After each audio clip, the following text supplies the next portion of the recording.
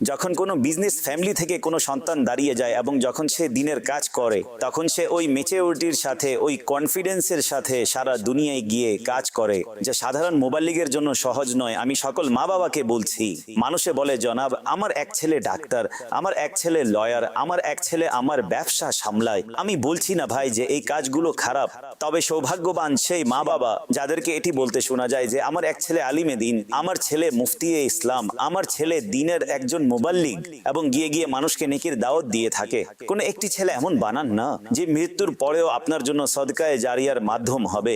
বলে যে পরিবারে একজন ডাক্তার থাকা উচিত, সত্য কথা হচ্ছে ফ্যামিলিতে একজন আলিমে দিন থাকা উচিত, হাফিজে কোরআন থাকা উচিত। কেননা হাদিসে এই আলোচনা বিদ্যমান যে হাফিজে কোরআন নিজের পরিবার থেকে এমন 10 জন লোককে কিয়ামতের দিন সুপারিশ করে তাদেরকে জান্নাতে নিয়ে যাবে যাদের উপর গুনাহের কারণে জাহান্নাম ওয়াজিব হয়ে গিয়েছিল। আলিমে দিন যখন জান্নাতে যাবেন তখন তাদেরকে থামানো হবে, থামুন, অন্য লোকদেরকেও শাফাত করে তাদেরকেও নিজের সাথে জান্নাতে নিয়ে যান। তাদের মা বাবা কেমন সৌভাগ্যবান হবেন, তাদের ভাই বোন কেমন সৌভাগ্যবান হবেন যার ফ্যামিলিতে কোনো আলিমে বা আমল এবং দিনের মুবাল্লিগ থাকবে। শুধু টাকা গুনার জন্য সন্তানকে সামনে বাড়াবেন, শুধু ব্যবসাকে উজ্জ্বল করার জন্য আমরা সব সন্তানকে কাজে লাগাবো না, এই ইনভেস্টমেন্ট করুন। হ্যাঁ, আরো একটি বিষয় ইঙ্গিত স্বরূপ আরজ করছি, যদি আপনি এটি নির্ধারণ করেন আপনার ছেলেদের মধ্যে কোনো এক ছেলেকে আপনি দিনের জন্য ওয়াকফ করবেন, তাকে ততটাই সাপোর্ট করুন যতটা ব্যবসায়িক ছেলেকে সাপোর্ট করেন।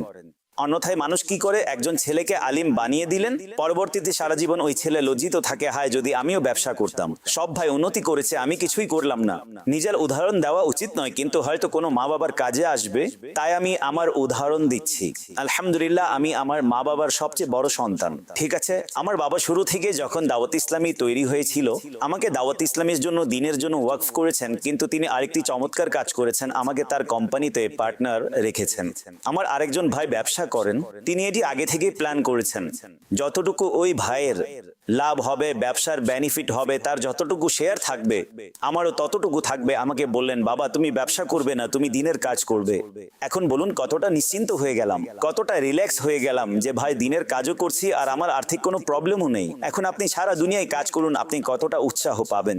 যদি আপনি এটি আপনার সন্তানের সাথে করেন, তাদেরকে উৎসাহ দেন, তাদেরকে দাওয়াত ইসলামীতে দিয়ে দিন, অতঃপর দেখুন ইনশাআল্লাহ দাওয়াত ইসলামী কেমন প্রশিক্ষণ দিয়ে আপনার চোখের নূর আপনার ছেলেকে বানাবে এবং ইনশাআল্লাহ সারা দুনিয়ায় সে আপনার মাথা উঁচু করবে।